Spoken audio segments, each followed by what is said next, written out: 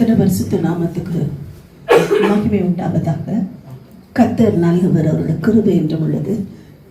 இந்த நாளிலும் நாம் வாசித்த இந்த 146ஆம் சங்கீதத்தில் நாம் பார்க்கிறோம், அநேக காரியங்கள் இதில் தியானித்திருக்கிறோம். இதில் பார்க்கிறோம், தேவனை துதிக்கும்படி தன் ஆத்மாவுக்கு சங்கீதக்காரன் கட்டளை கொடுக்கிறார். அது மாத்திரமல்ல, மனுஷருக்கு பயப்பட வேண்டாம், நம்பாதைகள் என்று சொல்லிக் கொடுக்கிறார். பிரபுக்களையும் ரட்சிப்பின் திராணி இல்லாத மனுபுத்திரனையும் என்ன செய்யாதீர்கள், நம்பாதீங்கள் என்று சொல்லிக் கொடுக்கிறார். யாக்கோபின் தேவனை துணையாக கொண்டிருக்கிற மனுஷர்கள் எப்படிப்பட்டவர்கள், எப்படிப்பட்ட பாக்கியவான்கள் இருக்கிறதை சொல்லிக் கொடுக்கிறார். ஏனென்றால் அவரை வானத்தையும் பூமியை படைத்ததினாலே அவரை நம்பி இருக்கிறவர்கள் ஒருவேளை ஒடுக்கப்பட்டிருந்தால் விடுதலையாக்குகிறார். மடங்கடிக்கப்பட்டவர்களுக்கு நன்மைகளை கொடுக்கிறார். இதில் அழகா எழுதியிருக்கிறார், பசியா இருக்கிறவர்களுக்கு ஆகாரம் கொடுக்கிறார். கண் இல்லாதவர்களுக்கு அவர்களுக்கு என்ன செய்கிறார், நியாயம் செய்கிறார். அவருக்கு தேவையான காரியங்கள், அவர் கண்களை திறந்து அவர்களுக்கு வேண்டிய எல்லா நியாயத்தையும் அவர் செய்கிறார். கர்த்தருடைய பரிசுத்த நாமத்துக்கு ஸ்தோத்திரம். மடங்கடிக்கப்பட்டவர்களை கர்த்தர் தூக்குகிறார். இப்படி இந்த சங்கீதத்துல அநேக விஷயங்களை எழுதி 10ஆம் வசனத்துல வாசிக்கிறோம். அதை மாத்திரம்தான் இன்னைக்கு தியானிக்க போகிறோம். கர்த்தர் சதா காலங்களிலும் என்ன செய்கிறார், அரசாளுகிறார். அரசாளுகிறார். சீயோனே உன் தேவன் தலைமுறை தலைமுறையாகவும் ராஜரீகம் பண்ணுகிறார். ஒன்று அரசாளுகிறார், இன்னொன்று ராஜரீகம் பண்ணு. அரசாடுறதுனா என்ன, ராஜரீகம் பண்றதுனா என்ன அப்படின்னு பார்த்தோம்னா, ஆங்கிலத்திலே he rules the earth அப்படின்னு எழுதியிருக்கு. ரூல் பண்றதுன்னு அர்த்தம். இன்னொன்று என்ன அர்த்தம், ரெயின்ஸ் அர்த்தம். ராஜரீகம் பண்ணுகிறதுனா ரெயின்ஸ் அப்படின்னு அர்த்தம். இப்போ இந்த ரெயின்ஸ் அப்படின்ற வேர்டுக்கு அர்த்தம் என்னன்னா ராஜரீகம். இப்போ ரெண்டுக்கும் என்ன வித்தியாசம், ரூல் பண்றது வேற, ராஜரீகம் பண்றது வேற. உலகம் முழுசையும் அவர் தான் ரூல் பண்றாரு, தேவன் தான் ரூல் பண்றாரு. ஒரு நாட்டுக்கு ஒரு பிரைம் மினிஸ்டரோ சீஃப் மினிஸ்டரோ அந்த மாநிலத்துக்கு இருக்கும்போது அவங்க தான் ரூல் பண்ணுவாங்க. அவங்க தான் என்ன செய்வாங்க, அந்த காரியம் இப்படி இருக்கணும் அப்படி இருக்கணும் ரூல்ஸ் எல்லாம் போடுவாங்க. அவங்க தான் ரூல் அவுட் பண்ணுவாங்க எல்லாத்தையும். நாங்கள் பாண்டிச்சேரி போயிருந்தோம். இங்கே இருக்க மாதிரி தான் அங்கேயும் ரூல் இருக்கு. இங்கே இருக்கிறத விட மோசமாக இருக்குது.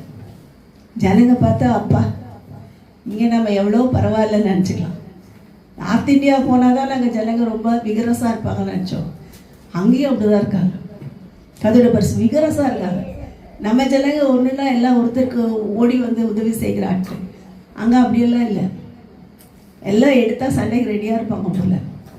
அப்படி இருக்கிறாங்க எல்லாத்தையும். அப்படிப்பட்ட கூட்டம். அப்போ ரூல்ஸ், அவங்க என்ன, அவங்களுக்கு ஒரு ரூல் இருக்கு. அந்த போலீஸ்காரர் திட்டுறதை கேட்டால் அந்த பஸ் டிரைவர் வந்து இறங்கி அடிச்சிடும். அவ்வளோ பயங்கரமாக பேசுகிறாங்க. இப்படி ஒருத்தருக்கு ஒருத்தர் ரெடியாக இருக்காங்க, அவங்க ஒருத்தர் தாக்கிக்கொள்ள. அப்போ இப்படிப்பட்ட ரூல் எங்கே இருக்குது, அந்த இடத்துல இருக்குது. இப்போ தமிழ்நாட்டில் அப்படி இல்லை. என்ன நன்மை செஞ்சாலும் என்ன நன்மை கிடைச்சாலும் நமக்கு எல்லாம் பேசிடுவாங்க.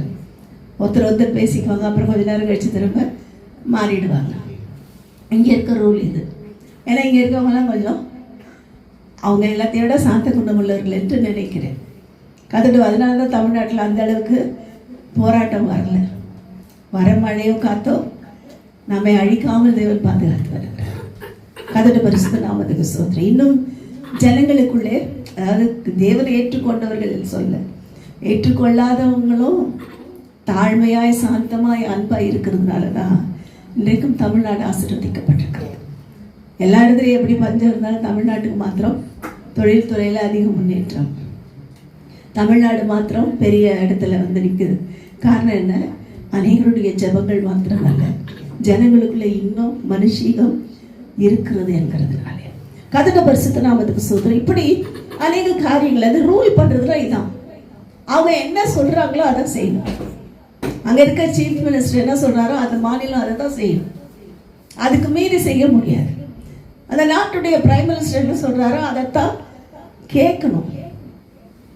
அவங்க அதை மீறி செய்ய முடியாது. இதான் ரூல் பண்றாரு. அப்போ உலகம் முழுவதையும் தேவன் ரூல் பண்றார். தேவன் என்ன செய்கிறார், எல்லா ஜனங்களையும் எல்லா மனிதர்களையும் ஆளுகை செய்கிறார்.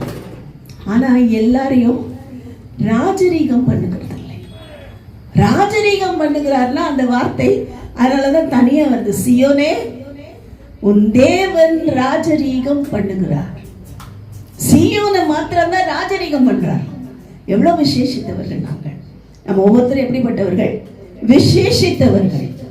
தேவ பிள்ளைகளா இருக்கிற நாம எல்லாம் தேவன் ராஜரீகம் பண்ணுகிறதுனாலேயே எல்லாம் விசேஷித்தவர்கள். அப்ப ராஜரீகம் பண்றதுக்கும் ரூல் பண்றதுக்கும் வித்தியாசம் தெரிஞ்சுக்கணும். என்ன தேவன் ராஜரீகம் பண்ணா நான் என்ன பண்ணணும்? தேவன் ஒரு மனுஷனை ராஜரீகம் பண்ணணும்னா என்ன பண்ணணும்? தேவனுக்கு பிரியமா இருக்கிறவர்களே தான் அவர் ராஜரீகம் பண்ணணும். தேவனுக்கு சித்தமானவர்களை செய்கிறவர்கள் தான் ராஜரீகம். இல்லைன்னா அவர் ராஜரீகம் பண்ண முடியாது. ராஜாவா இருக்கலாம், நமக்கு அந்த ராஜாவுக்குள்ளே இருந்தாதான் நமக்கு ராஜரீகம் கிடைக்கும். ராஜரீகமான ஆசாரிய கூட்டமாய் நம்மை அழைத்திருக்கிறார். வேதத்தில் வாசிக்கிறோம், பேதுரு எழுதுகிறார், நீங்களோ பிரியமானவர்களே உங்களை அந்தகாரத்திலிருந்து ஆச்சரியமான ஒளிக்கு வரவழைத்தவருடைய புண்ணியங்களை அறிவிக்கும்படி தெரிந்து கொள்ளப்பட்ட சந்ததியாயும் பரிசுத்தமான ராஜரீக ஆசாரிய கூட்டமாயும் இருக்கிறீர்கள் என்று எழுதியிருக்கிறார். நம்ம யாரு? அழைக்கப்பட்டவர்கள், தெரிந்து கொள்ளப்பட்டவர்கள், சியோனில் இருக்கிறவர்கள், ராஜரீகமான ஆசாரிய கூட்டம். நம்ம எல்லாம் யாரு? ஆசாரியர்கள். அப்ப அதனாலதான் கர்த்தர் நம்ம ராஜரீகம் பண்றார். எல்லாரையும் கூப்பிட்டு ராஜரீகம் பண்ண மாட்டார். ஏற்கனவே சொன்னது போல ரோட்ல போற பிள்ளையெல்லாம் ஏன் படிக்கலன்னு கேட்டு அடிக்க மாட்டோம், அடிப்போமா? அடிக்க மாட்டோம். வீட்டில் இருக்க பிள்ளையெல்லாம் ஏண்டா படிக்கல, ஏண்டா மார்க் கம்மின்னு அடிப்போம். ரோட்ல போற பிள்ளையெல்லாம் அடிச்சா என்ன பண்ணுவாங்க? அவங்க வீட்டு ஆளுங்க சண்டைக்கு வந்துருவாங்க. இப்போ தேவனும் அப்படிதான். மற்றவங்களாம் ரோட்ல போற சந்ததியா இருக்கலாம், நாம் சியோனில் இருக்கிறவர்கள். நம்மளை ஏன் அடிக்கிறார் ஆண்டவர்?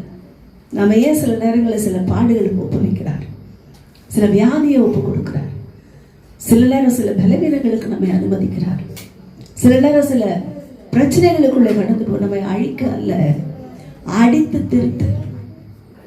தகப்பன் சிற்றியாத புத்திரன் உண்டோ? அவருக்கு பிள்ளைகளை, ராஜாவோட பிள்ளைகளா நம்ம இருந்தா அடி கண்டிப்பா கிடைக்கும். அடி வாங்கலன்னா உருப்பட மாட்டோம், அடி வாங்கலன்னா உருப்பட மாட்டோம். கதட பரிசுத்த நாமத்துக்கு ஸ்தோத்திரம். அதனாலதான் அடித்து வளர்க்குறாங்க. அதுக்காக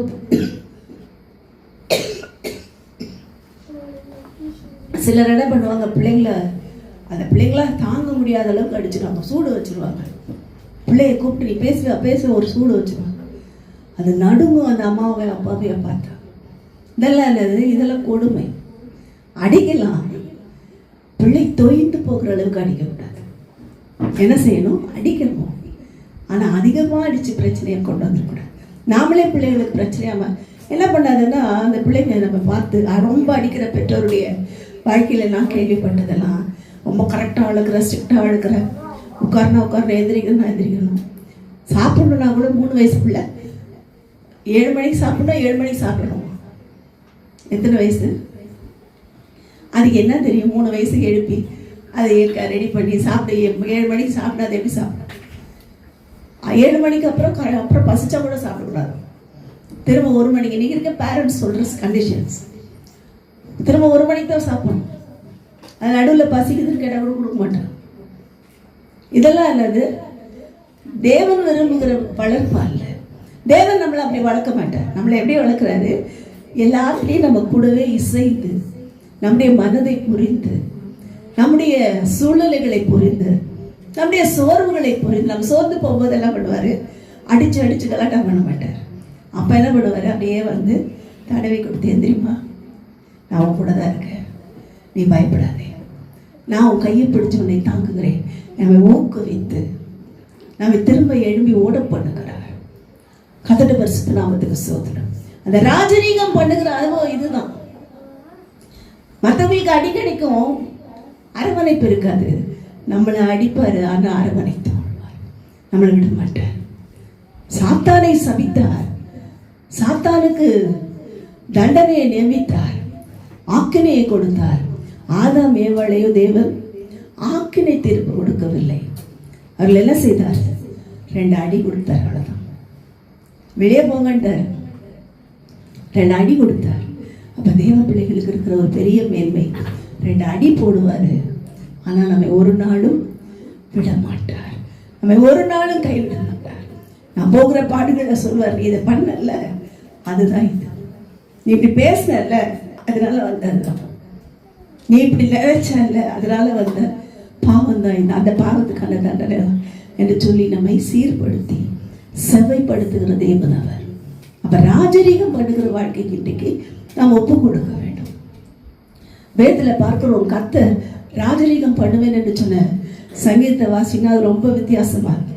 93ஆம் சங்கீதம் என்று நினைக்கிறதுல பார்த்தீங்கன்னா கர்த்தர் ராஜரீகம் பண்ணுறார். எப்படியெல்லாம் ராஜரீகம் பண்ணுவார். அவர் ராஜரீகம் பண்ணும்போது எப்படியெல்லாம் இயற்கையை அவர் நமக்கு சாதகமாக்கி கொடுக்கிறார், சூழ்நிலைகளை நமக்கு சாதகமாக்கி கொடுக்கிறார். நேற்றுக்கு நாங்கள் காலையில் போகும்போது டயரில் அந்த ஸ்க்ரூ, பெரிய ஸ்க்ரூ ஏறினதுனால தப்பிச்சோம். நடுராத்திரியில் 12 மணிக்கு மேலே போனால் ஒரு கடையில் ஒரு ஆள் கூட கிடையாது, யாரையும் ஒரு ஹெல்ப் கூட கேட்க முடியாது. அப்போ தேவன் நம்மளை அடிச்சா கூட, ஒரு போராட்டம் வந்தால் கூட, ஒரு சூழ்நிலைக்குள்ள அனுமதித்தால் கூட அந்த இடத்துலையும் கிருபை கொடுத்து போங்க, நான் உங்க கூட இருக்க, பயப்படாதீங்க. உங்களுக்கு விரோதமாக கிரியை செய்கிற ஒரு பிசாசு. நீங்கள் பாண்டிச்சேரி போனால் அங்கே இருக்கிற ஆத்துமாக்களுக்காக ஜெபிப்பீர்கள். தெரியும், அவருக்கு தெரியும், அங்கே போனால் நாங்கள் சும்மா இருக்க மாட்டோம். கண்டிப்பாக மனசுக்குள்ளையா ஜெபம். ஏன்னா அந்த இடம் ரட்சிக்கப்பட வேண்டும். அங்கே ஃபுல்லாக இருக்கிறதெல்லாம், அங்கே என்ன ஸ்பெஷல் அப்படின்னா எல்லாருக்கும் தெரியும். அந்த பீர் தான் அங்கே, பீரும் பாரும் தான் இருக்கு. என்ன இருக்கு? பீரும் பாரும் தான் அங்கே ஜாஸ்தி. அங்கெல்லாம் போகும்போது எங்களுக்கு ஒரே ஆச்சரியம், பார்த்தா ஓப்பனில் எல்லாம் போட்டிருக்காங்க. எல்லா ஹோட்டல்ஸ்லையும் ஓப்பனாக போட்டிருக்காங்க. கர்த்தருடைய பரிசுத்த நாமத்துக்கு ஸ்தோத்திரம். அப்படிப்பட்ட ஒரு இடம், மனுஷத்தன்மை இழந்து போவதற்கான எல்லா பாவங்களும் நிறைந்த எல்லா விக்கிரக ஆராதனைகள், அங்கே தான் நிறைய விக்கிரக ஆராதனை. அங்கே இருக்கிற எல்லா சாமியாருடைய ஆசிரமமும் இருக்கு. கர்த்தருடைய பரிசுத்த நாமத்துக்கு ஸ்தோத்திரம்.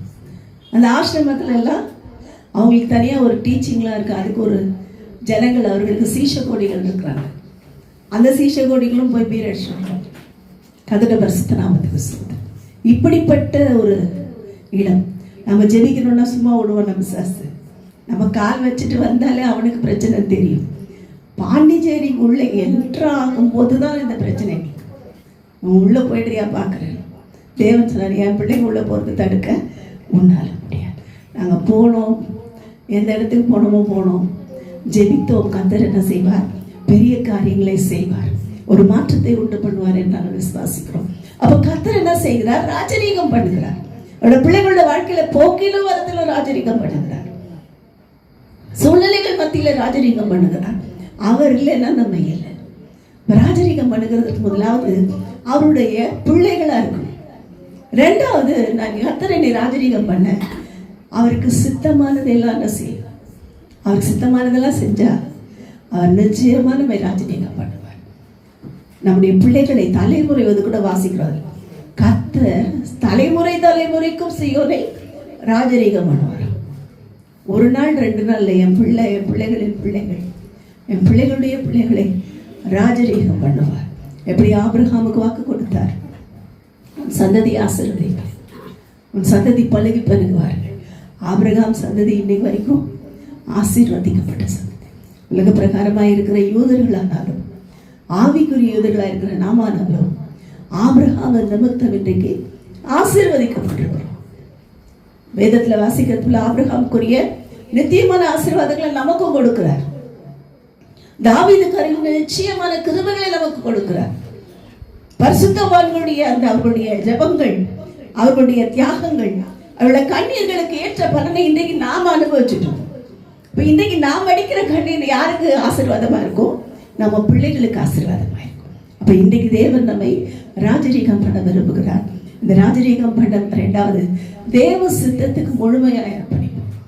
மூன்றாவது, கர்த்தர் ராஜரீகம் பண்ண வேண்டும் என்றால் நான் என்ன செய்யணும்?